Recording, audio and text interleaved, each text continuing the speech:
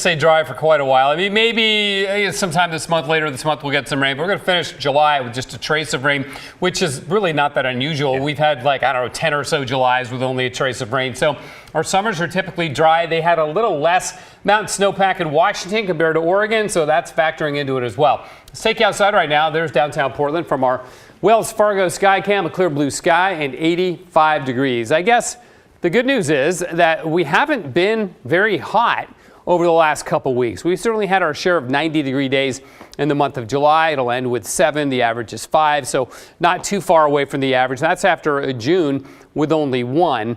So we're right at average for 90-degree days right now. Of course, we still have August and September to go, and we average about 7 during those 2 months.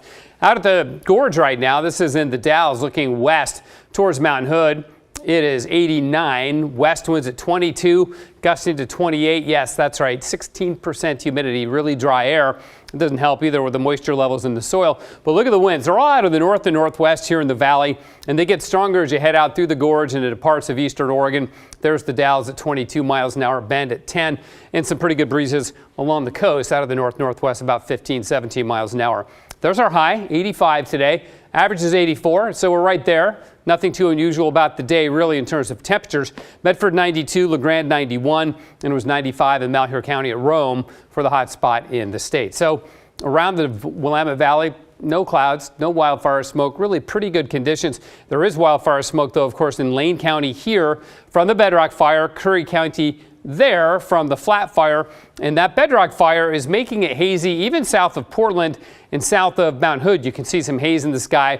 Here's the smoke model sending it all off to the south and east in a continuation of what we saw last week with a strong onshore flow keeping the Willamette Valley smoke free. But because of the smoke there, Deschutes County, Lane County have air quality warnings, and these extend until tomorrow, will likely be extended even further out in time. In fact, for Lane County, it's already extended out to noon on Wednesday because of the smoke hanging around. You can see on the air quality index map that it's Central Oregon here that is seeing the worst air quality, but even then it's in the moderate category, so it could be a lot worse. Tomorrow, Portland will be a lot like today, a couple degrees warmer, up to 87. Sunset is now receded to 8:39, but you know, they're still light in the sky well after 9 o'clock as the long days of summer continue.